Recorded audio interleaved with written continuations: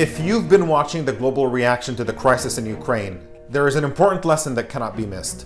When the media does its job of conveying the reality of a foreign military invasion and occupation, and puts a human face on the real suffering of a people under attack, the world becomes rightly outraged because no one should have to endure something like this. And that outrage can translate into a widespread effort to stand in solidarity with the victims and to apply meaningful pressure on the aggressors to end their aggression.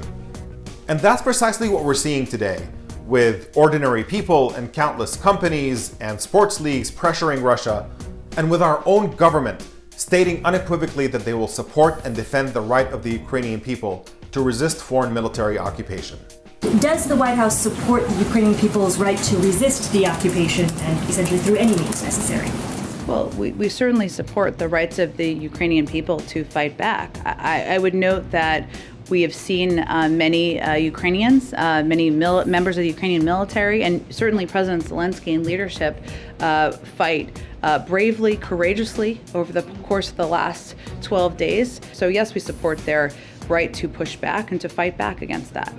Now here's the problem. There are other instances in which people are the victims of a foreign military invasion and occupation. But when the aggressors happen to be our government or one of its allies, then everything changes. Take the Israeli military occupation of Palestine. It has been going on for decades, and it entails some of the worst crimes imaginable, including bombing civilians and hospitals, shooting unarmed protesters and journalists and medics, physically abusing and imprisoning children, stealing Palestinian land and destroying Palestinian homes, and imposing a brutal system of apartheid.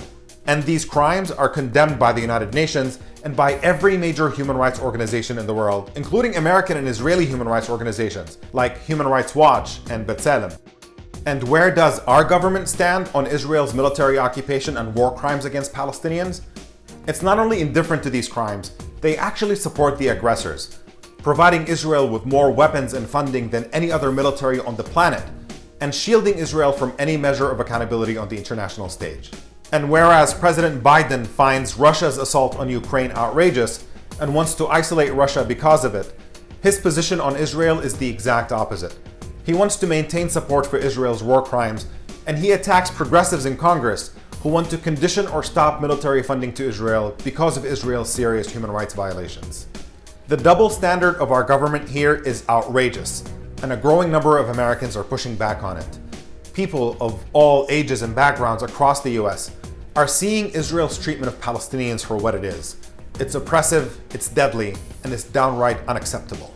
When Israel bombs family homes in Gaza, and Palestinian parents are forced to search for their children's bodies in the rubble, and when Israel forces Palestinians out of the only homes that they've ever known in order to steal more Palestinian land, Americans who see this are rightly outraged, and they're demanding an end to US funding for Israel's violent and oppressive military.